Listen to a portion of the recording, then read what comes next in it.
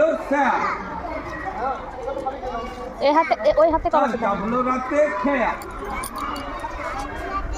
তা করেছে তালটি ঢুকে টপকে গেল দেওয়া।